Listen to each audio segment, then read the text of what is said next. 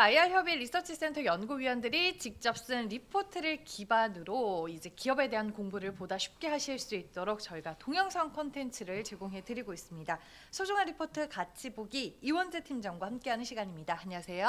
네, 안녕하세요. 네, 지난달에 소개해 주셨던 태광이 알래스카 LNG 모멘텀으로 정말 시장에서 뜨거운 종목이었습니다. 최근에 신고가를 경신할 정도로 주가 퍼포먼스가 좋아서 오늘도 제가 많은 기대감을 안고 왔어요. 네. 네, 한 기업에 대해서 좀 네. 제대로 알고 가자 네. 이런 마음가짐으로 왔는데 석경 AT라는 회사입니다. 좀 생소한 기업이기는 네. 한데 되게 생소하기도 하고 네. 아마 처음 들어서는 잘 그 회사 명으로만 봐서는 어떤 일을 하는지 잘 모르실 수도 있고요. 맞아요. 제가 애너를 한 18년 정도 했는데 이게 43페이지나 되는 장장의 그런 리포트거든요. 네.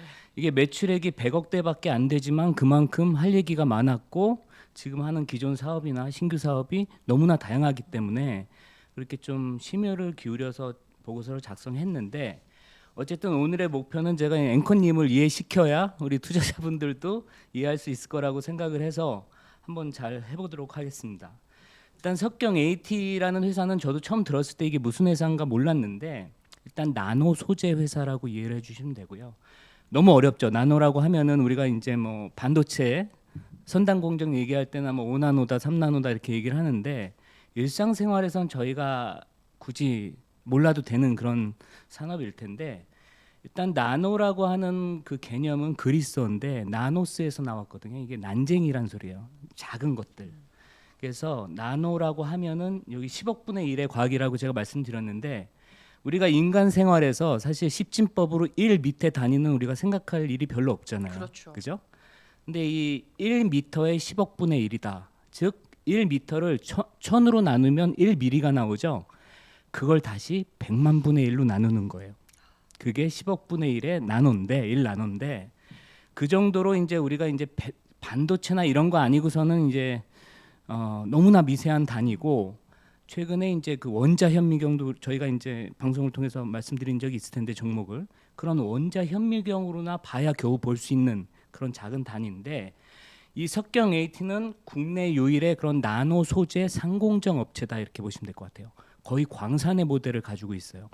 중국에서 히토류 같은 그런 금속을 가져다가 가공을 해서 정제를 해서 순도를 99.99% 이상의 그런 고순도 금속 산화물을 만드는 그런 나노 소재 업체다 이렇게 보시면 되는데 나노 시장에 거의 4대 원천 기술이 있어요. 4대 원천 기술, 나노 입자 크기를 조절하는 그런 기술, 또 나노가 달라붙지 않게 하는 소재가 달라붙지 않게 하는 분산 기술, 또 표면 처리, 그 작은 10억분의 1의 단위인데도 그 표면을 또 처리를 할 수가 있거든요.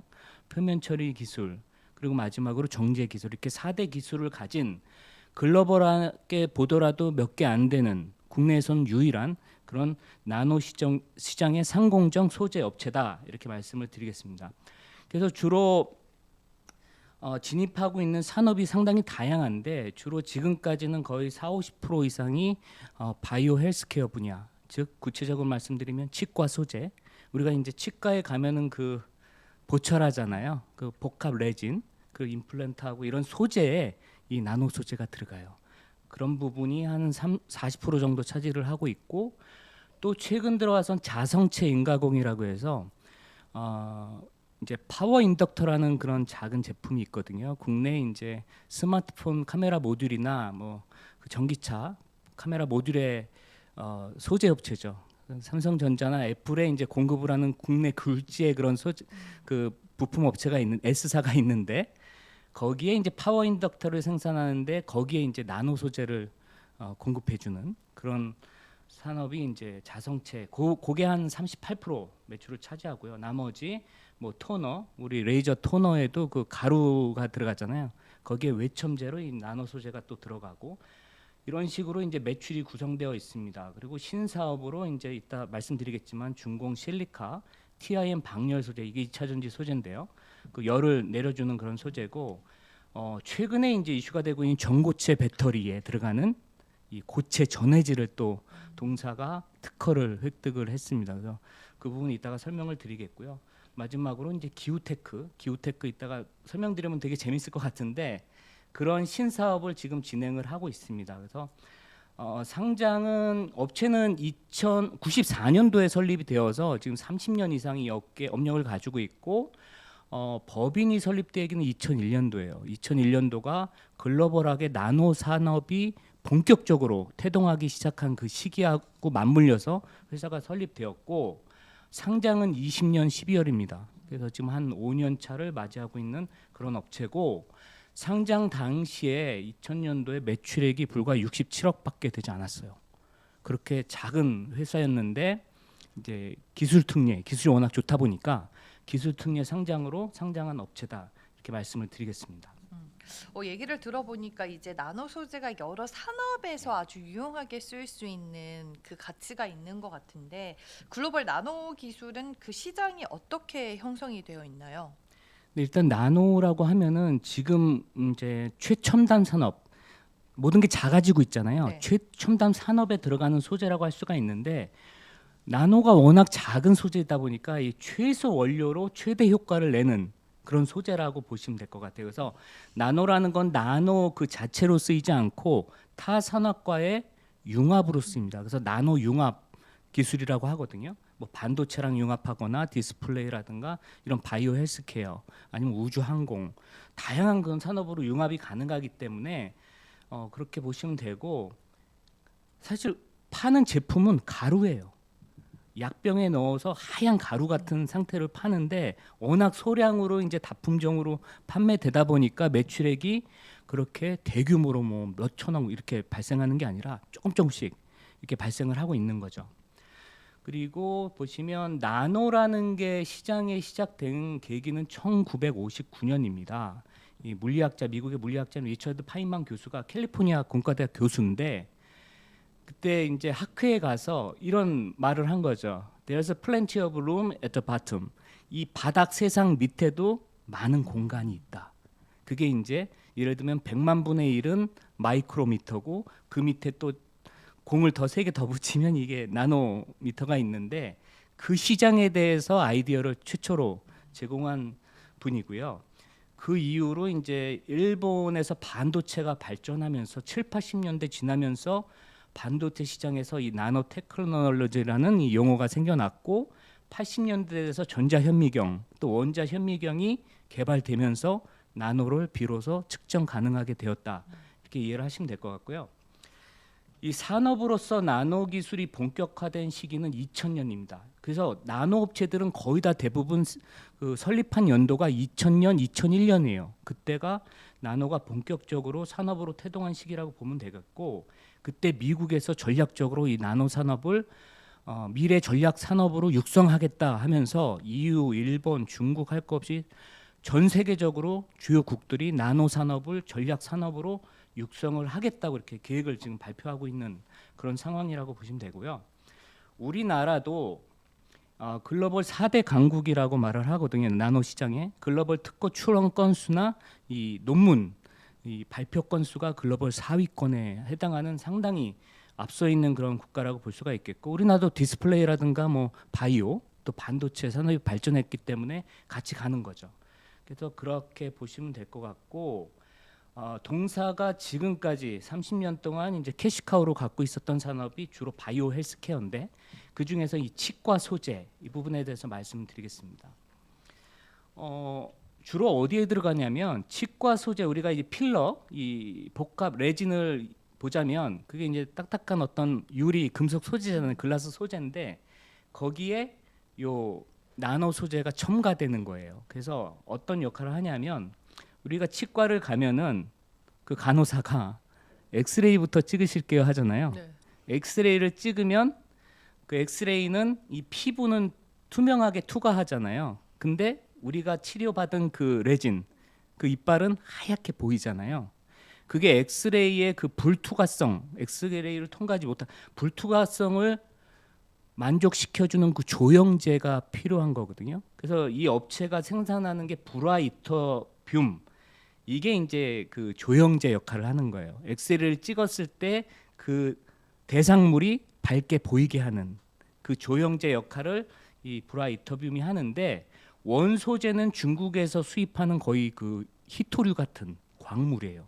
그걸 가지고 정제해서 브라이터뷴을 만드는 거죠. 그래서 그런 사업이 이제 주력으로 그동안 해왔던 사업이고요. 그리고 또 여기 보시면 엑스레이가 개발된 과정부터 이 조영제가 들어가요. 그래서 동사는 브라이터뷴을 주로 생산을 하지만 130년 전에 이 렌트겐이라는 사람이 엑스레이를 1895년도에도 개발했을 때 암실에서 어떤 관에 어떤 전류를 흐르게 하니까 암실 속인데도 이게 밝게 빛나는 빛을 발견한 거죠. 깜짝 놀란 거예요. 이 암실 속에서 빛이 발견되는데 이게 무엇인가? 그래서 그 당시에는 이 그걸 몰라서 이게 도대체 무엇인가 해서 왜 우리가 미지의 것을 말할 때 X를 말하잖아요. 그래서 이게 X선이 된 거거든요.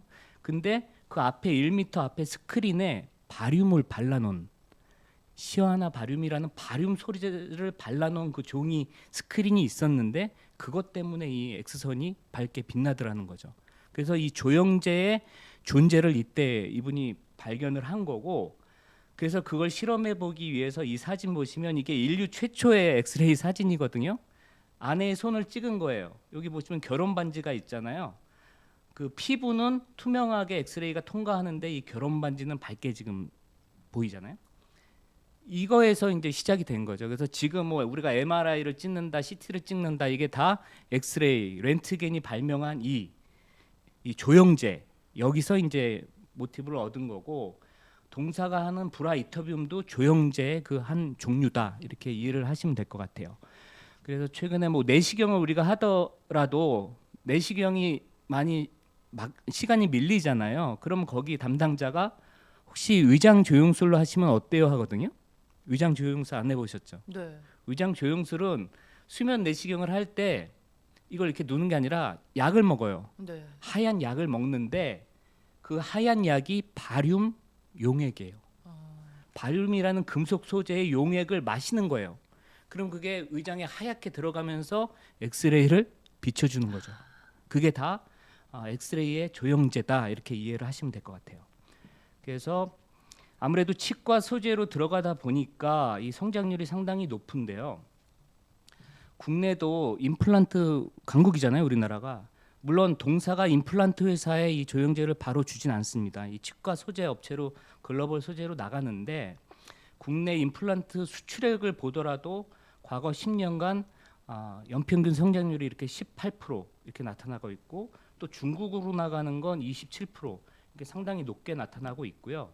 그리고 그 복합 레진, 그 우리 보철 재료 복합 레진의 수출액은 10년간 26% 정도 성장률을 매년 보이고 있습니다. 이렇게 고성장하고 있는 산업에 치과 소재를 공급하고 있다, 이렇게 이해를 하시면 될 것 같습니다. 그리고 바이오 헬스케어에 또 화장품이 있는데요. 지난해까지는 이 화장품 소재를 생산하지 않았는데 올해부터 이제 시작되는 새로운 아이템인데요. 여성분들이 화장품을 바를 때 거기 보면 이제 색조 화장품에 이제 안료로 이 나노 소재가 들어가는데요. 하얀색, 검은색, 노란색, 빨간색 이런 안료를 이렇게 금속 산화물로 만드는 거거든요. 거기 안료로도 들어가고, 또 하나는 화장품을 발랐는데 여기서 땀이 나거나 눈물을 흘렸는데 화장품이 번지거나 뭐 물에 들어갔는데 이게 지워지거나 이러면 안 되잖아요. 지금은 화장품 기술이 좋아져서 그러지 않잖아요.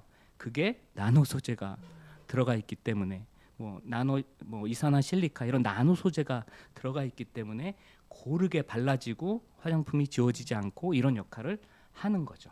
그래서 나노 소재가 이렇게 화장품 소재로도 들어간다, 이렇게 말씀을 드리는 것이고요.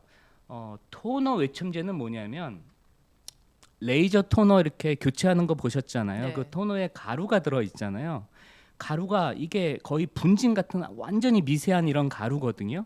거기에 외첨제, 외부 첨가제로 이 나노 소재가 들어갑니다.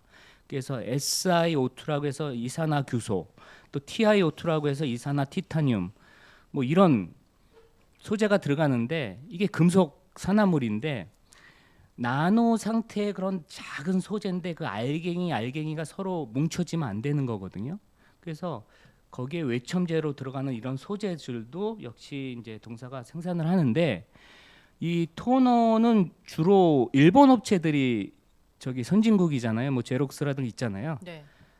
토너는 뭐 캐논이라든가 이런 업체들이 이제 주요 이제 토너 회사들일 텐데 그렇다 보니까 토너 외첨제 시장도 다 일본 업체들이 주도하고 있는 시장이라서 국내에는 없었는데 동사가 국내에서 유일하게 이 토너 외첨제 시장의 나노 소재를 국산화한 업체다 이렇게 이해를 하시면 될 것 같습니다. 그래서 일본의 업체를 가장 큰 업체를 보면 이 신에치화학이라는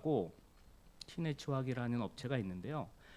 시가총액 규모가 10조엔 거의 100조 원에 도달하는 그런 업체입니다. 이 과거 10년간의 매출액 성장률을 보면 매년 10% 이상씩 성장을 했고 또 영업이익 성장률을 보면 매년 21%, 매년 20%씩 성장을 해왔다는 상당히 고성장 산업에 소재를 공급하고 있다 이렇게 이해를 하시면 될 것 같아요. 그리고 이렇게 산업에 대해서 말씀드렸습니다. 그러면 이제 석경 AT가 가지고 있는 이 나노 기술을 기반으로 이 회사의 광점이나 투자 포인트로는 뭘 볼 수 있을까요? 네, 일단 이 업체가 독보적인 업체다 이렇게 아까 서두에도 말씀드렸는데 나노 소재 부분에서는 거의 유일한 업스트림 업체가 아닌가. 거의 소재를 제가 정제한다고 말씀드렸는데 우리가 뭐 철로 말하면 포스코 또 비철로 말하면 고려아연급의 그런 정제 리파이너리 회사다라고 보시면 돼요. 광물에서 광물을 가져다가 그 리파이닝하는 기술을 갖고 있는 업체인데 이 업체가 영업이익률은 지난 3년간 평균 한 30% 했거든요. 거의 삼성전자보다 높은 거죠. 네. 포스코 고려아연보다도 높은 영업이익률인데 더 신비로운 것은 그 매출 총이익률입니다. 판관비를 제외한 그 매출 총이익률이 거의 70%에 달해요. 우리나라에 이런 업체가 거의 없겠죠. 그러니까 판관비 지금 매출액이 140억밖에 안 되기 때문에 판관비 비중이 너무 이게 좀 상대적으로 높아서 영업이익률이 30%지. 만약에 매출액이 500억 넘어가고 1000억 되고 이렇게 되잖아요. 영업이익률이 50%도 넘을 수 있는 그런 포텐셜을 갖고 있는 완전한 나노 소재 상공정 업체다 이렇게 보시면 될 것 같아요. 그래서 그게 가능한 이유는 이 업체만 갖고 있는 기술력이 있고 이 업체만 이 제품을 만드는 거예요.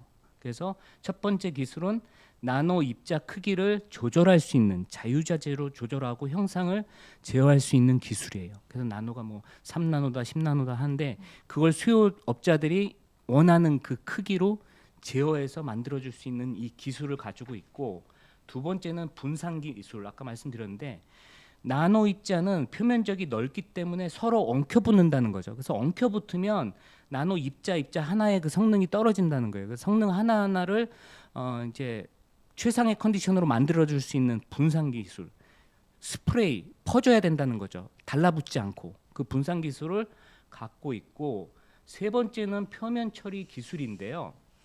아까도 제가 그 화장품에 대해서 말씀을 드렸는데 화장품을 발랐는데 화장품이 만약에 우리가 친수성이라고 표현을 하거든요. 물하고 친하기 때문에 이 화장품이 이제 물에 또 젖거나 없어지고 하면 안 되잖아요. 그 친수성을 물하고 친하지 않는 소수성으로 바꿔주는 거예요. 그러니까 제가 아까 나노를 말씀드렸을 때 나노는 나노 자체보다는 다른 산업과 융합한다고 했잖아요. 그럼 나노 소재가 다른 산업에 붙었을 때 이종 소재 그 성질이 다른 소재끼리 부딪힐 거 아니에요. 그 이종 소재 간의 그 표면 처리를 해줘야 되는 거죠. 같은 성질로. 그래서 아까 제가 친수성을 설명드렸는데 더 쉽게 말씀을 드리면 우리가 부부 싸움은 칼로 물베기라고 하잖아요. 네. 그 얘기는 물은 칼로 벨 수 없다는 얘기잖아요. 그런데 그 칼에다가 이 나노 소재의 소수성을 입히는 거예요. 소수성 소재를. 그러면 칼로 물방울 하나를 베었을 때 물방울이 두 개로 쪼개진다는 거죠. 그런 소재의 성분을 바꿔주는 기술을 이 나노 소재가 가지고 있다. 그게 주로 화장품 이런 데 주로 이제 기술로 표면 처리 기술로 구현이 되고 있는 겁니다. 그 마지막으로는 정제 기술. 아까 제가 광물을 가져온다고 말씀드렸는데 예를 들어서 한 번 정제를 했을 때 99.99% 49 그레이드의 그 순도가 나온다고 했을 때 그걸 두 번, 세 번, 네 번 계속 반복적으로 가공을 하는 거예요. 그럼 99.999, 99.9999 이렇게 순도가 높아지는 그런 정제 기술을 가지고 있는 국내 유일한 업체다 이렇게 말씀을 드리겠고, 또 하나는 그런 소재를 생산하는데 어쨌든 이렇게 높은 그렇게 70%대 이상의 그 매출 총익률을 보이고 있는 이유는 진입 장벽이 높다는 얘기거든요. 아무도 쉽게 들어올 수 없다는 건데, 주로 진입 장벽이 이제 글로벌 그 특허로 이제 묶어놔야 되고요. 또 글로벌 인증, 또 그 뭐 치과 제로 소재라거나 화장품 이런 건 미국의 FDA 뭐 이런 FDA 이런 인증이 필요한데, 그런 특허 그리고 인증, 각국의 인증, 또 각국의 환경 규제 이런 모든 산업을 만족해야 되기 때문에 이렇게 조금 이게 30년 된 업체인데도 매출 규모가 100억대밖에 안 되는 이 작은 시장에 그런 걸 감수하고 들어올 수 있는 업체가 몇 개나 있겠냐는 거죠. 상당히 작은 시장이지만 니치 마켓이다 이렇게 이해를 하시면 될 것 같습니다. 두 번째 투자 포인트는 자성체 임가공이라는 분야인데요. 동사의 사업 보고서에 보면 가장 이제 아랫단에 임가공 매출이 있습니다. 이게 뭐 한 작년에 38% 차지했다고 말씀을 드렸는데, 우리가 임가공이라고 하면은 제조업에서 쳐주질 않죠. 임가공은 그냥 제품을 가져다가 단순 가공해서 마진 1, 2% 뛰게 해서 파는 거예요. 네. 가공 산업이기 때문에 마진이 없어요. 그래서 우리 제조업을 보는 애널들이 봤을 때는 임가공 쪽은 이거 뭐 별거 아니지, 이거는 뭐 크게 주력을 생각 안 하는데, 이 임가공은 다릅니다. 매출 총이익률이 70%에 달하는 네. 그런 고부가 산업인데, 어떤 산업이냐면 제가 아까 국내 그 스마트폰 카메라 모듈 또 전장 부품을 납품하는 업체 S사에 대해서 말씀을 드렸는데, 제가 뭐 아실 거예요. 제가 굳이 회사 명을 말씀드리지 않아도 삼성전자나 애플의 카메라 모듈을 공급하는 그 업체, 그 글로벌 업체가 네. 동사에 이제 2020년도에 이제 제안을 한 거죠. 이 소재를 이 자성체를 우리가 파워 인덕터라는 그 소재의 이제 자성체라는 원재료를 우리가 쓰는데, 파워 인덕터는 어떻게 생겼냐면 손톱보다도 작은 거예요. 0.3mm. 파워 인덕터라는 게 이제 전류를 반도체에 고르게 전압을 조절해서 고르게 이게 배분시켜주는 그 파워 인덕터라는 소재가 있는데, 그게 0.3mm예요. 근데 그 안에 들어가는 자성체는 또 얼마나 작겠어요. 자성체는 뭐냐면 자기 성분을 가진 성질의 물체, 자석이라고 보시면 돼요. 자석 같은 자기장을 가진 업체 그 소재인데, 우리나라에는 없기 때문에 이 S사가 일본에서 전량 수입을 합니다. 자성체를. 근데 수입하는 과정에서 그 자성체 표면이 산화가 돼요. 산화가 돼서 산화막이 생겨버리는 거예요. 그럼 그 성능이 떨어지기 때문에 이 S사에서 동사에 자성체를 우리가 줄 테니까 이거를 표면 처리를 해서 산화막을 제거해 달라. 그래서 이 나노 동사가 자성체 산화막을 제거하는 그 표면 처리 기술로 그 자성체를 매입을 해서 표면 처리를 해서 되파는 거예요. 근데 그 마진이 70%라는 거죠. 네. 영업이익률은 30%가 넘고, 그런 사업이 지금 치과 소재 사업이 사실은 동사의 캐시카우였는데, 지난 30년간 작년부터 이 자성체가 그 치과 사업을 넘나들 정도로 지금 매출 규모가 커졌다. 거의 40%대 육박할 정도로 커졌고, 마진율도 높기 때문에 역시 이 기여도도 40%로 지금 넘어가는 것으로 이렇게 추정이 됩니다. 그래서 20년도에 처음으로 시작한 사업이 작년에 53억 정도 매출을 했고요. 자성체로 올해 한 7, 80억 정도 이렇게 예상이 되는데, 5년간의 CAGR 매출 연평균 성장률이 43%에 달하는 매우 높은 성장성을 가진 제품이고, 지난해도 53억이라는 게 전년도 대비 55% 이상 성장한 그런 아이템이다 이렇게 말씀을 드리겠습니다. 또 이 S사가 우리가 주목해야 될 것은, 이 S사가 그동안은 삼성전자와 애플의 스마트폰에 들어가는 카메라 모듈을 주력으로 생산을 해왔어요. 근데 지금은 전장, 자율주행차로 들어가는 맞아요.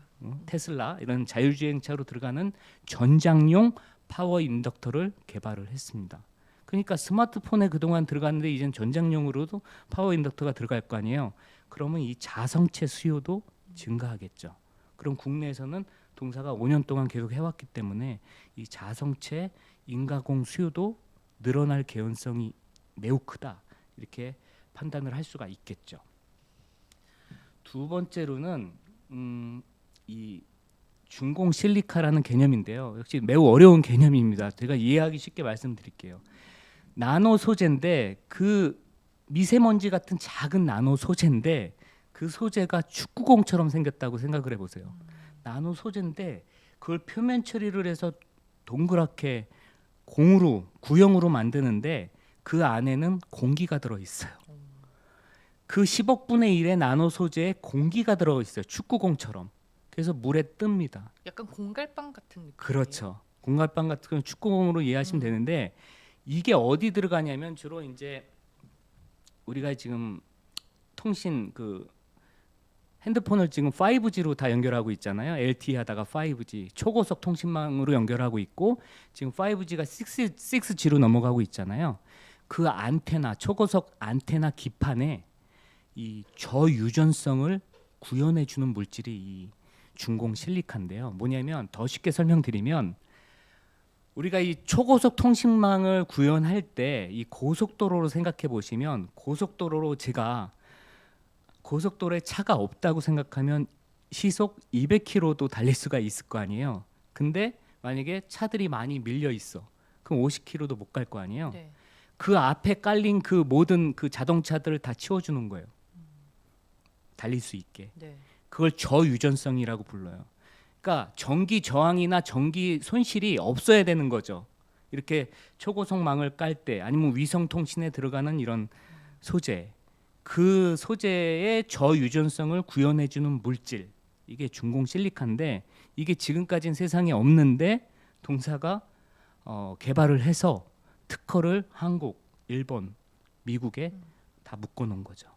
그리고 지금 이제 이따 설명드리겠지만 동사가 이제 안산에 주력 공장이 있고 그게 기존 소재를 하고 있고 영암에서 이제 화장품이랑 자성체를 하고 있고 이 공장에서 지금 상공장이 이달에 완공이 돼요.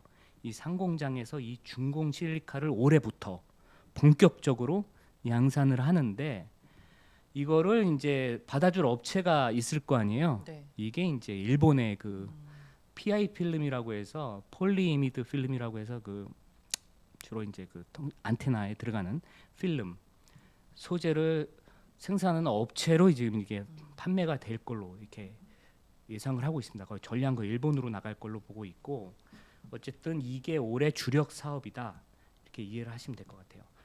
그리고 여기 보면은 이 중공 실리카 시장 규모는 2030년까지 18.8% 이렇게 고성장할 걸로 보고 있고 동사가 판매하는 그 수요처 이게 이제 PI 필름 주로 이렇게 필름 회사인데 일본 업체로 나간다고 말씀드렸는데 이 시장 규모는 일본에서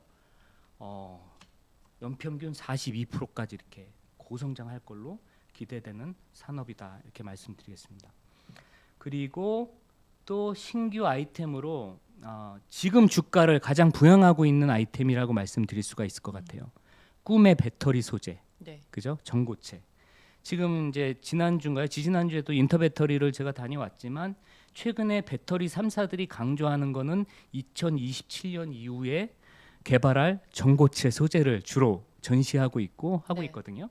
즉 지금의 이제 배터리의 문제가 그 화재 발생 문제잖아요. 왜냐하면 액체 상태의 그 리튬 수용액 배터리를 지금 쓰고 있는 거잖아요. 그러다 보니까 그게 화재 위험에 취약한 거죠. 그래서 고체, 전고체라는 건 올 솔리드 네. 배터리잖아요. 그 액체 상태의 전해질을 고체로 바꿔주는 거죠. 그걸 지금 하고 있고 그렇게 되면은 에너지 밀도라든가 용량이라든가 주행거리 이런 거는 나쁘지 않고 더 좋아지는데 무엇보다도 화재 위험성이 현저하게 떨어진다는 그 논리잖아요.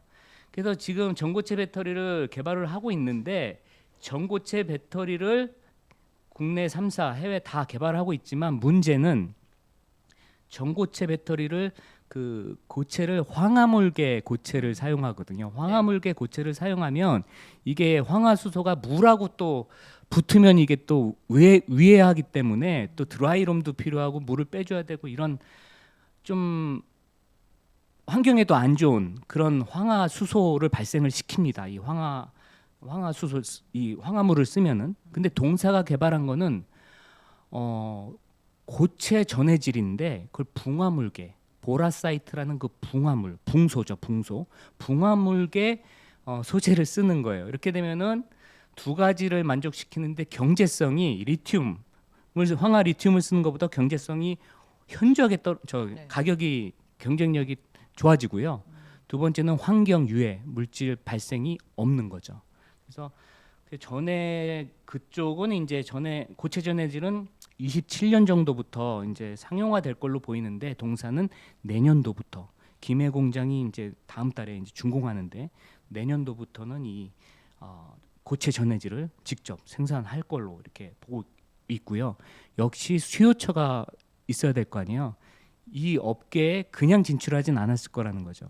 수요 업계는 일본의 굴지의 완성체 업체입니다. 거기서 손을 내민 거고 예를 들면은 지금 킬로그램당 이 중공 실카가 11만 엔이다. 근데 이거를 6만 엔 밑으로 낮춰줄 수 있느냐? 근데 동사는 이거를 1만 엔 이하로도 할 수 있는 기술력을 갖고 있다는 거죠. 그래서 일본의 완성체 업체로 나가고 또 미국에 글로벌하게 가장 유명한 전고체 배터리 회사가 있습니다. 그 업체도 이 중공실카 소재가 필요하니까 거기하고 지금 제휴를 하고 있어요. 그래서 그 미국의 전고체 배터리 회사는 최근에 뉴스를 보면은 현기차, 벤츠하고 고체 전해질을 지금 연구 중에 있어요. 그래서 그런 업체랑 지금 제휴를 맺고 시제품을 납품하고 뭐 이런 상황이다. 그래서 내년부터 실제 생산에 들어가게 된다. 이렇게 말씀드리겠습니다. 전고체 배터리 시장은 참고로 2027년까지 34% 연평균 30%대 이상 매년 성장할 걸로 이렇게 기대되는 사업입니다. 그리고 또 신규 아이템이 또 하나 있는데요. 간단히 설명드리면 이제 전기차 아까도 이제 전기차 배터리가 이제 화재 위험 때문에 방열 그러니까 소재가 열을 방출하는 소재가 필요한데 거기에 이제 나노 소재가 이 TIM이라는 방열 패드가 있거든요. 방열 패드 뭐 갭필러라고 말씀드리는데 요 보시면 이게 배터리 모듈인데 그 사이에 이 노란 부분 이게 패드가 들어가요. 여기에 이제 나노 소재가 들어가서 열을 외부로 방출하게 만들어주는 이 패드를 올해부터 이 김제 3공장 새로 가동하는 공장에서 신규 아이템으로 생산할 것이다 이렇게 말씀을 드리겠고 신규 아이템이 너무 많아서 제가 지금 시간이 걸리고 있는데 네. 마지막 아이템 한 가지 더 말씀드릴게요. 제가 서두에 말씀드렸지만 이게 아마 제가 공부하면서 가장 재미있는 아이템이다 이렇게 말씀을 드렸는데 지구공학이라는 개념이 있어요. SRM이라고 그 솔라 레디에이션 매니지먼트라고 해서 태양 복사 관리라는 개념인데 우리가 2018년도부터 계속 얘기하고 있는 건 탄소 저감이죠. 네. 지구 온난화를 막는데 그 방법을 탄소를 우리가 쓰는 탄소를 저감해야 된다. 이산화탄소 배출을 줄여야 된다는 개념으로 접근을 하잖아요. 근데 2018년 이후 지금 2025년 7년이 지나도록 그게 실현이 되었느냐? 안 됐잖아요. 지구의 온도는 낮아지지 않았다는 거죠. 그러면 과학자들이 생각할 때 그러면 우리가 탄소 저감을 할 게 아니라 태양으로부터 오는 이 열을 복사열을 인류가 개입을 해서 막을 수 있는 거 아니냐. 재밌죠? 태양 복사열을 막는 거예요. 직접 인간이. 네. 어떻게 막냐면은 여기 보시면 유튜브에도 많이 있는데 1991년도에 필리핀의 그 피나투보 화산이 600년 만에 대폭발을 했어요. 대폭발을 해서 그게 그 화산재가 그러니까 수억 톤의 수십억 톤의 화산재가 38km까지 올라간 거죠. 네. 이게 성층권이거든요. 우리가 대류를 볼 때 1km부터 10km까지가 이제 대류권이라고 부르고 우리가 비행기 국제선을 타면은 구름 위에 떠 있잖아요. 그게 보통 10,000m 이상이거든요. 우리가 국제선 탔을 때 10,000m 이상에서는 뭔가 그 바람도 없는 것 같고 구름 위에 떠 있고 되게 평온하잖아요. 거기가 성층권입니다. 이 성층권은 바람의 이동이나 대륙 이동이 심하지 않기 때문에 이 화산이 폭발했을 때 화산재가 38km까지 올라가서 1, 2년 동안 이게 지속이 돼가지고 그 주변이 어두워져가지고 지구가 네. 온도가 0.5도가 떨어졌어요. 수년간. 네. 그 역할을 모티브를 얻은 게 그 화산재 이산화황이 있었기 때문에 이산화황이 들어간 그 먼지가 하늘을 덮은 거죠. 성층권을 덮다 보니까 태양 복사열이 그걸 못 뚫어가지고 밑에는 어둡고 또 온도는 0.5도가 떨어지고 이런 모티브를 얻어서 이게 지구 공학이 이제 그 아이디어로 지금 하고 있는 건데요. 세 가지 방법이 있습니다. 이렇게 SRM 기술에 첫 번째는 동사가 하고 있는 기술인데 동사가 만드는 게 실리카잖아요. 나노 실리카 이산화규소 이거를 비행기나 이렇게 여기 보시면 이거는 이제 하버드가 실험하는 건데 열기구에 네. 이 탄산 칼슘이나 이 이산화실리카 이 소재를 나노 소재를 가지고 성층권으로 올라가는 거예요. 그래서 거기다가 뿌려. 그럼 이게 에어로졸이라고 하거든요. 우리가 킬러 뿌리면 네. 이게 에어로졸 뿌린잖아요. 분산시켜 뿌리면 그게 구름을 만드는 거예요. 구름을 만들어서 성층권에 있다 보니까 그게 대기 중에 1, 2년 계속 있으면서 지구 온도를 낮춰줄 수 있다는 거죠. 두 번째로는 요 기술인데 지금 이게 호주에서 실제로 실험한 거거든요. 보시면 무슨 군함처럼 생겼잖아요. 이렇게 무슨 K9 자주포도 아니고 하늘에다가 바닷물을 쏩니다. 바닷물을 쏘면 몇백 미터 이상 이렇게 쏘는 거죠. 쏘면은 구름을 이게 하얗게 만들어준대요. 이 소금물이 또 하얗게 만들어주면 그 구름이 태양 복사열을 막아준다는 그 개념이고요. 세 번째로는 요 CCT라는 이 기술인데 이건 뭐냐면 하늘에 가장 높은 하늘에 우리 가을 하늘에 보면은 권운이라는 그 구름의 종류인데 권운이 되게 이렇게 띠를 두르고 있다는 거죠. 그 권운, 이 시루스 클라우드라는 권운이 있는데 그 권운이 지구의 한 25%를 덮고 있다는 거예요. 그래서 태양 복사열을 걔가 튕겨줘야 되는데 튕겨주지 못하고 또 지구로부터 나가는 열을 걔가 50%를 흡수한다는 거예요. 그러니까 태양으로 오는 열을 막아주고 지구에서 나가는 열을 방출해야 되는데 그 역할을 못하니까 이렇게 나노 소재를 그 권운에 뿌려주면 어떻게 되냐면 우리가 가을 하늘에 보면 새털 구름 있잖아요. 양떼 구름. 그 새털 구름으로 만들어주는 거예요. 구름을 흩뿌리는 거예요. 그러면은 지구의 열이 밖으로 나갈 수 있게 이렇게 도와주는 이런 개념들을 실제로 전 세계적으로 지금 실험 중에 있다는 겁니다. 그래서 12년 전에 설국열차라는 영화를 보셨을 거예요. 네. 보시면 그 기차 안에 배경이고 바깥에는 빙하기죠. 이미 다 얼어붙였잖아요. 그 개념이 지금 제가 설명드린 이 개념하고 똑같아요. 그 당시에 과학자들이 이 CW7이라는 이 소재, 냉각제 소재를 지구에 뿌렸는데 부작용이 나서 지구가 얼어붙은 거죠. 그러니까 그때 공상과학 영화에서나 이제 12년 전에 우리가 말했던 이 얘기가 지금 현실에서 일어나고 있는 거예요. 실제로 하버드에서 이렇게 실험을 하고 있고 스웨덴에 가서 근데 문제는 이렇게 이게 기후 실험이고 기후에 인간이 직접 개입하는 거잖아요. 환경론자들은 반대를 합니다. 환경 오염, 이 소재에 대한 그 위험성하고 또 기후를 조정해 놨을 때 만약에 해가 안 떠요. 그럼 농작물이 피해를 입을 거 아니에요. 또 변형이 일어날 수도 있고 이런 것 때문에 환경론자들은 반대를 하고 있지만 지금 탄소 저감 노력이 계속 지지부진한 이런 상황에서는 유엔이라든가 뭐 미국, 유럽 이런 데서 이 SRM의 필요성에 대해서 지금 주목을 하고 있어요. SRM 기술 필요하다. 그러면서 실제로 빌 게이츠, MS의 빌 게이츠가 하버드를 지원해서 이런 실험을 하고 있고 뭐 AI, 오픈 AI 이런 창업주라든가 이 메타 창업 이런 사람들이 다 지원을 하고 있어요. 그래서 학계라든가 비영리 재단, 미국의 스타트업 기업들이 지금 여기저기 나서서 하고 있는 그런 사업이고, 또 동사하고 직접 파트너를 맺은 이 S사, 여기도 역시 S사인데 제가 사명을 말씀드릴 수는 없지만 이 업체가 지난해 1,500만 불의 그 지원을 스폰을 받았습니다. 이 기후 실험을 하기 위해서. 근데 이 업체가 이스라엘계 미국의 스타트업 업체거든요. 근데 동사를 찾아온 거예요. 네. 그 나노 소재를 공급해 달라고. 근데 이 업체가 하버드가 지난 8년간 1,600만 불을 투자해서 이제 스코펙스라는 이 프로젝트를 연구해 왔는데 그에 버금가는 1,500만 불의 투자를 받았다는 거죠. 그러니까 글로벌하게 이 시장에서 가장 앞서가는 적극적인 행보를 보이고 있는 이 업체가 동사를 찾아와서 나노 소재, 네. 이 실리카 나노 소재를 달라고 한 거죠.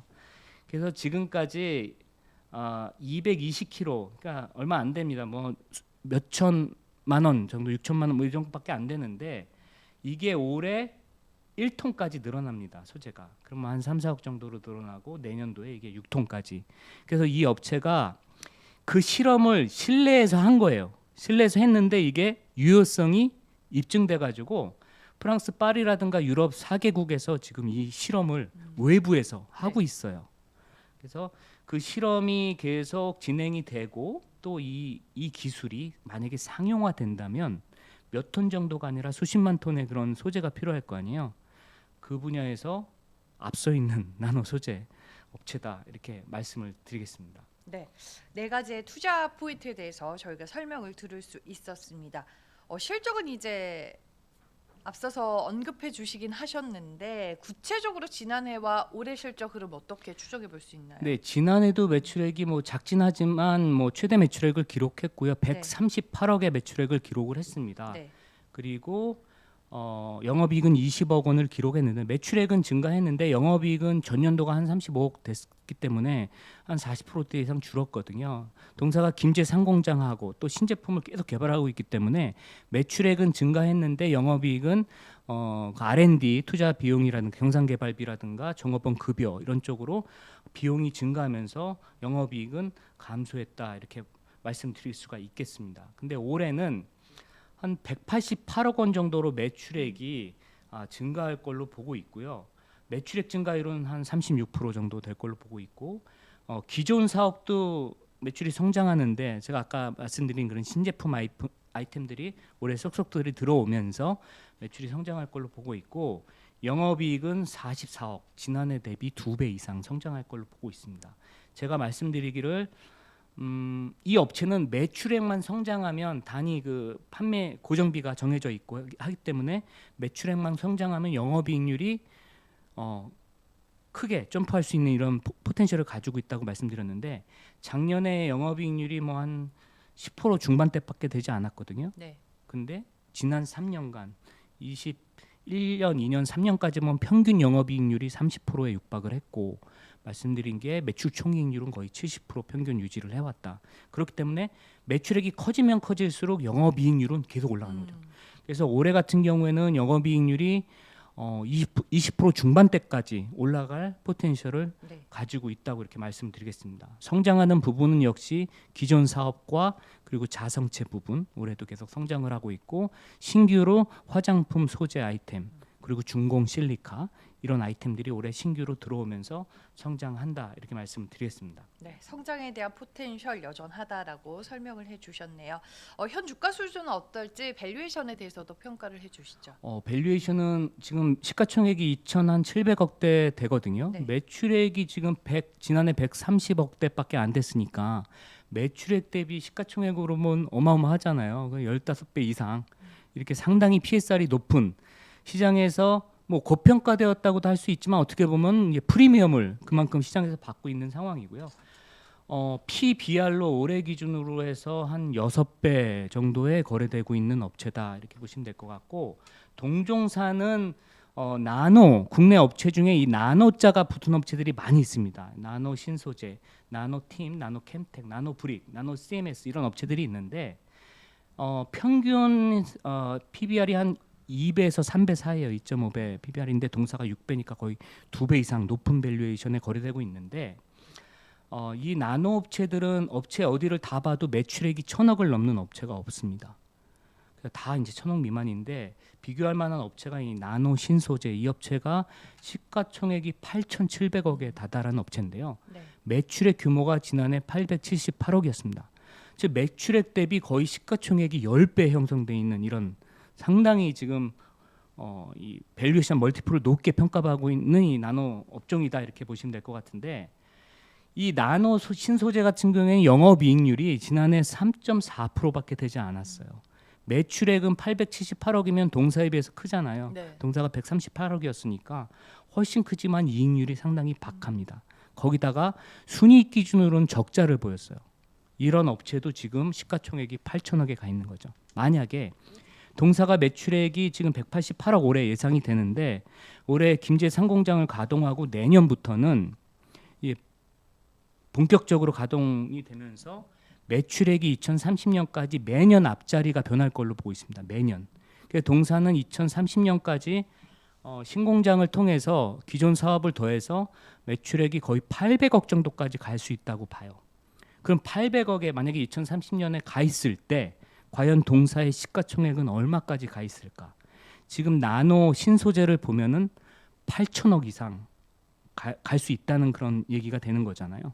그런 모멘텀을 갖고 있는 거죠. 그래서 매년 매출액이 증가할수록 시가총액도 비례해서 갈 수 있다. 이렇게 지금 판단이 되고 있는 상황입니다. 네, 알겠습니다. 밸류에이션까지 저희가 들어봤습니다. 마지막으로 투자에 참고할 리스크 요인은 뭐가 있을까요? 두 가지 볼 수가 있겠는데요. 그동안은 지난 2023년까지만 보더라도 치과 소재 쪽에 매출이 쏠려 있었습니다. 거의 50% 가까이 차지를 하고 있었는데 한쪽으로만 나가면 아무래도 리스크 요인일 텐데 최근 수년간 보면 이 자성체 부분이 또 올라와서 이 부분이 매출의 한 30%, 38%까지 올라가서 지금은 치과 소재와 자성체 부분이 이제 양대 부분이 이제 매출을 견인하고 있다 이렇게 보여지는데 또 신규 사업에서 계속 또 매출이 커질 거기 때문에 지금 치과 소재에 편중된 그런 매출 의존도는 계속 이제 희석될 것이다 이렇게 보여지고 있고요. 두 번째는 환율 리스크입니다. 지금 전체적으로는 수출 비중은 55%, 내수는 한 45% 차지하고 있는데 치과 소재 같은 경우에는 또 100%가 수출입니다. 네. 100%가 수출이고 하기 때문에 지금 환율이 워낙 높잖아요. 환율이 높아서 수혜를 보고 있는데 치과 소재 그 부분은 또 100% 수출이기 때문에 또 동사가 외화 부채는 없고 외화 자산을 갖고 있어요. 그러니까 환 평가에서도 환이 높은 게 유리할 텐데 어쨌든 네. 지금 환이 높아서 유리한 상황이 만약에 환이 거꾸로 갈 때, 환이 떨어질 때는 불리할 수 있다 이렇게 말씀을 드리겠습니다. 네, 알겠습니다. 나노 소재를 기반으로 오늘도 산업과 기업에 대한 히스토리 잘 들을 수 있었고요. 지금까지 이원재 팀장과 함께했습니다. 고맙습니다. 네, 수고하셨습니다.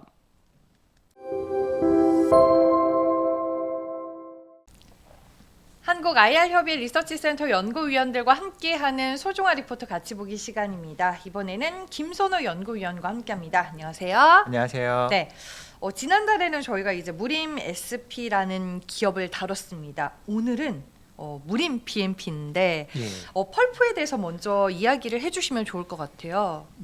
예, 오늘 무림 PMP를 다뤄볼 건데요.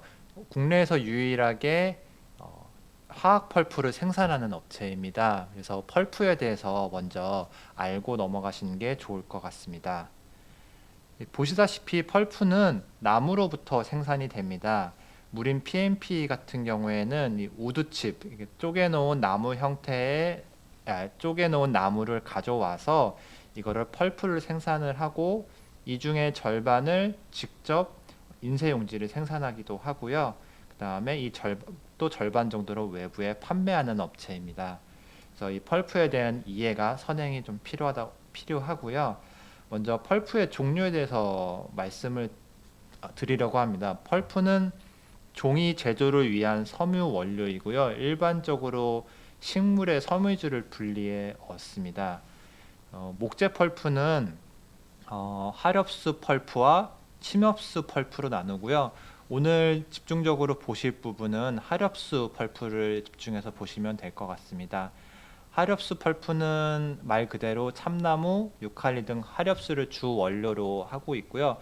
일명 하드우드라고 합니다. 요 하드우드의 H를 기억해 주시면 좋을 것 같고요.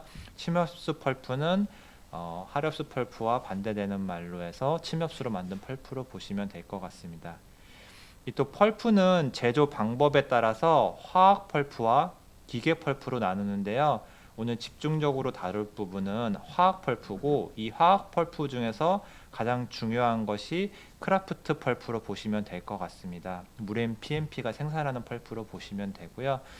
이 펄프의 원료가 되는 목재는 절반은 순수 섬유고요, 절반은 목질부로 구성되어 있습니다. 이 중 목질부를 제거하고요, 그 순수 섬유를 얻을 때 화학약품을 사용하면 화학 펄프가 됩니다. 이 화학약품을 무엇을 사용하느냐에 따라서 펄프의 종류가 또 결정이 되고요. 이 크라프트 펄프는 현재 가장 많이 생산되는 화학 펄프고요. 약재로 황화나트륨과 수산화나트륨을 사용하게 됩니다. 또 하나의 분류, 이 펄프의 분류에서는 그 표백 여부를 기준으로 하게 되는데요.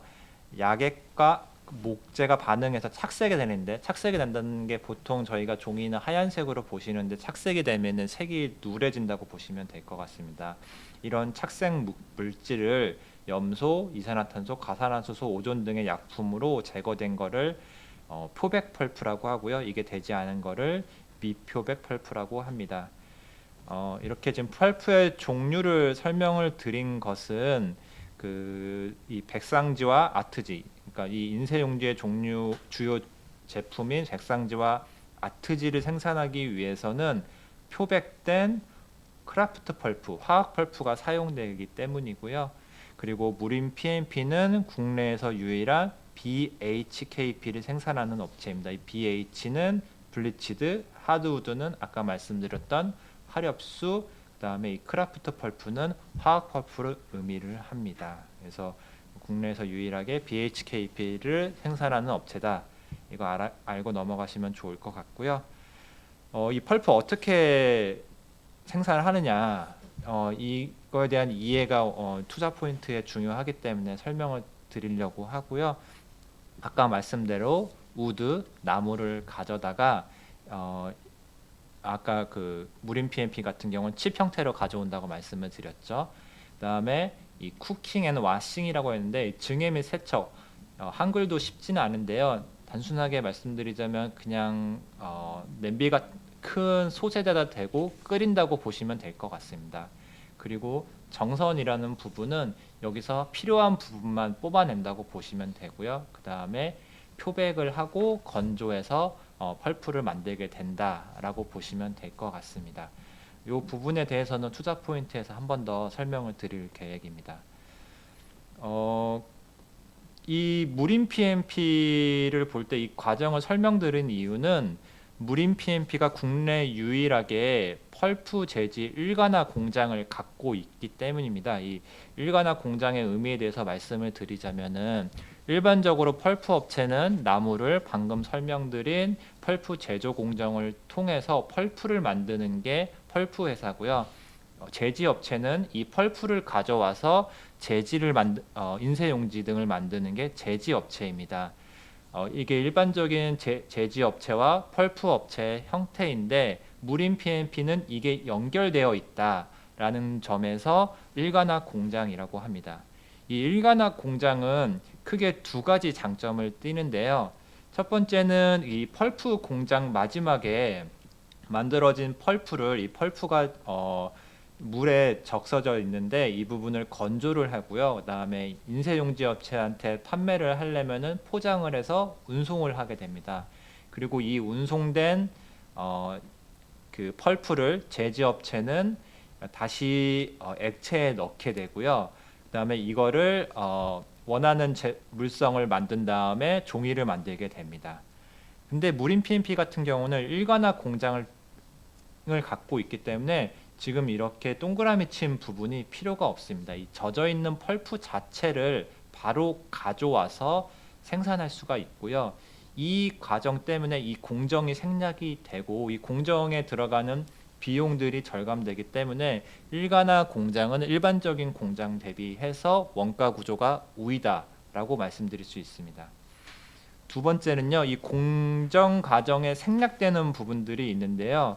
보시면은 이 목재칩, 증액, 아까 솥에 넣고 끓인다고 말씀을 드렸는데요. 그래서 쓸데없는 부분이 나온다고 말씀을 드렸고, 이 쓸데없는 부분에서 이 흑액이 나오게 됩니다. 이 흑액에 대해서 말씀을 드릴 건데요. 이 펄프 생산 과정에서 나오는 부산물 흑액을 제지 건조 및 전력 생산에 사용할 수 있는 이점이 있습니다. 예, 여기서 이제 나오게 되면은 이게 갈색 또는 검은색을 띄어서 그 흑액이라고 하고요. 아까 말씀드렸듯이 펄프 공정에서는 건조 과정이 필요하고요. 일반적인 펄프 업체들 같은 경우에는 이 증해 과정에서 나온 흑액을 사용해서 이 건조 과정을 거치게 됩니다. 하지만은 일관화 공정 특성에서 말씀드렸듯이 이 건조 과정을 거치지 않는 게 일관화 공장의 특징이고요. 그렇기 때문에 이 펄프 업체 외부에 판매하는 업체는 펄프 건조하기 위해서 흑액이 필요한 반면에 펄프 재질 일관화 공장을 갖고 있는 업체는 포백된 펄프를 건조할 필요가 없어 흑액이 남게 됩니다. 제지 생산 공정에서는 초지 공정, 그러니까 종이 형태를 만드는 마무리 단계에 건조 과정이 필요한데요. 이 당연히 종이이기 때문에 화재 위험이 높아서 이 건조할 때 스팀을 활용하게 됩니다. 일반적인 제지 업체들은 스팀을 생산하기 위해서 LNG나 벙커CU를 외부에서 구매하게 되는데요. 그러나 무림 PMP 같은 경우에는 펄프 생산 과정에서 발생하는 흑액을 활용해서 제지 건조에 필요한 스팀과 전력을 자체적으로 생산이 가능합니다. 이를 통해서 펄프 재질 일관화 공장은 LNG 벙커CU 구매 비용을 절감할 수 있고 자체 전력 생산으로 전력 구매량을 줄일 수도 있습니다.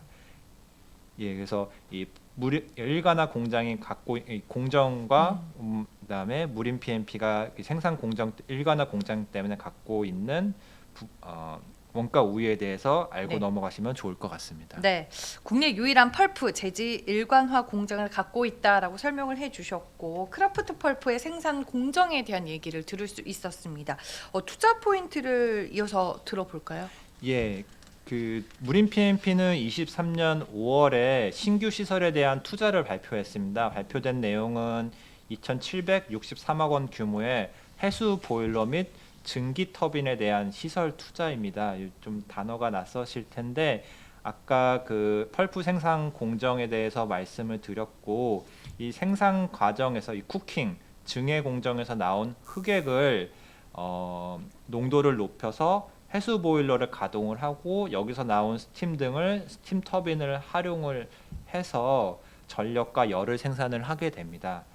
근데 이번에 무림 PMP가 투자를 발표한 부분은 이 해수 보일러와 증기 터빈을 투자하겠다는 거고요.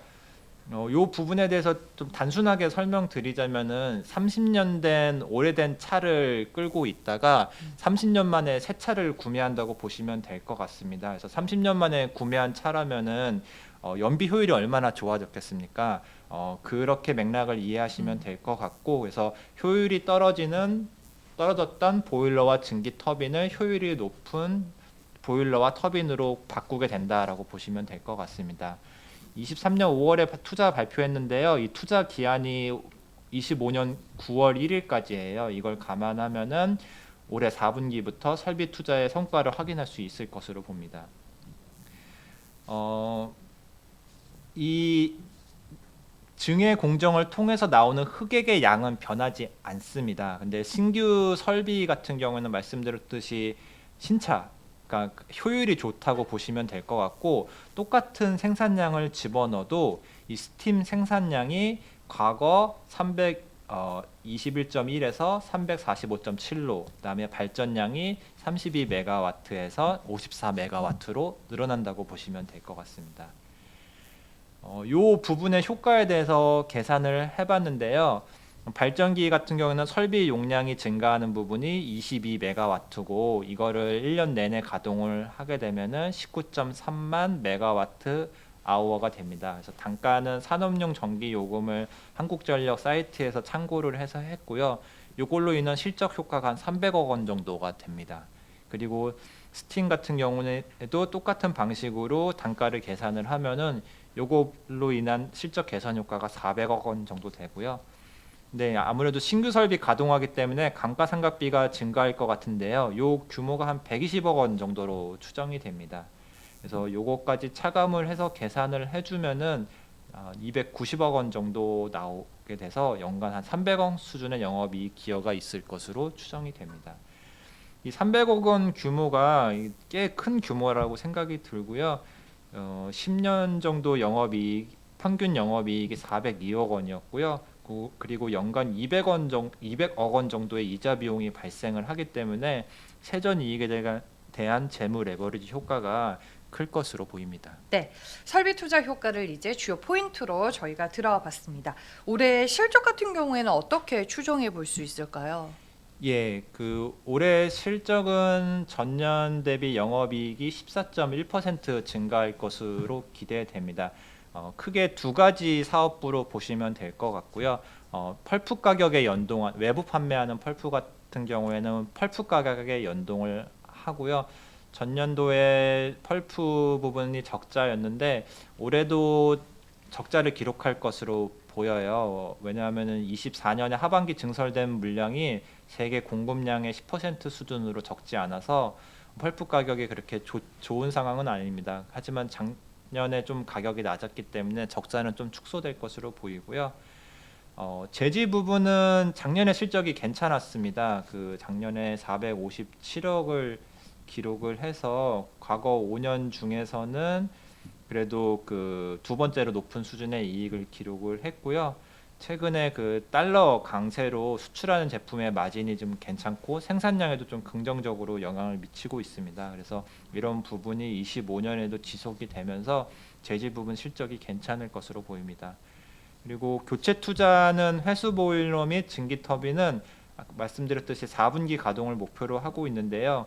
기존에도 영위하고 있던 사업이기 때문에 빠른 시일 안에 가동할 수 있을 것으로 보입니다. 근데 좀 보수적으로 추정하기 위해서 추정치에는 반영하지 않았고 이 부분이 빠르게 효과가 나타난다면은 제 실적 추정치를 상회할 가능성이 있습니다. 네, 일단 환율 효과 긍정적으로 볼 수 있다라고 기억을 해두시길 바라겠습니다. 밸류에이션은 현재 어떤 수준인가요? 예, 보시면 히스토리컬 PB 하단에 머물러 있고요. 무림 PMP가 펄프 업체로 투자자들에게 많이 인식이 되고 있습니다. 근데 펄프 재질 일가나 공장 통해서 인쇄 용지를 생산 및 판매하고 있고 영업이익 추이 보시면은 24년에 365억 원, 을 기록해서 23년 116억 원 대비 크게 증가했습니다. 말씀드렸듯이 25년에도 400억 원 이상의 영업이익을 기대될 것으로 기록할 것으로 기대가 되고 있고요. 그리고 투자 포인트에서 밝혔듯이 4분기부터 가동되는 회수 보일러 및 증기 터빈 투자는 동사의 이익 체력을 한 단계 끌어올릴 수 있을 것으로 기대가 됩니다. 이 본격적인 투자 회수를 목격할 수 있는 시기는 26년이 될 것으로 기대되지만은 이미 가동 경험이 있는 설비에 대한 재투자이기 때문에 주가가 미리 반영할 여지가 있습니다. 그래서 지금의 역사적 저점 수준의 PBR 밴드는 영업 부분의 개선, 그 다음에 투자의 성과 이런 부분에 대한 기대가 나오지 않은 상황이다라고 생각이 됩니다. 네, 알겠습니다.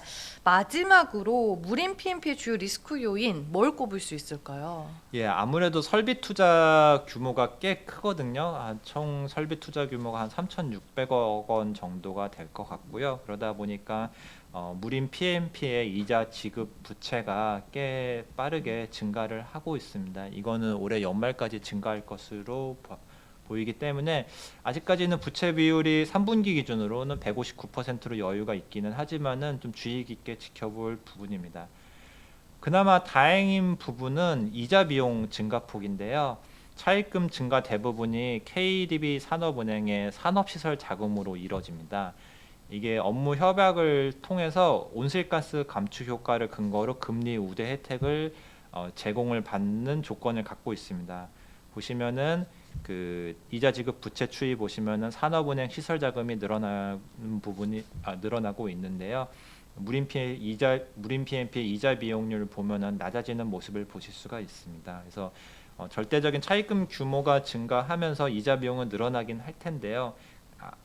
전체적인 회사의 손익을 건드릴 만한 수준의 이자 비용까지는 아니다라고 말씀드릴 수 있을 것 같습니다. 네, 알겠습니다. 리스크 요인까지 저희가 꼼꼼하게 따져서 분석을 해봤고요. 무림 PNP에 대해서 알아봤습니다. 김선호 연구위원이었습니다. 고맙습니다. 감사합니다.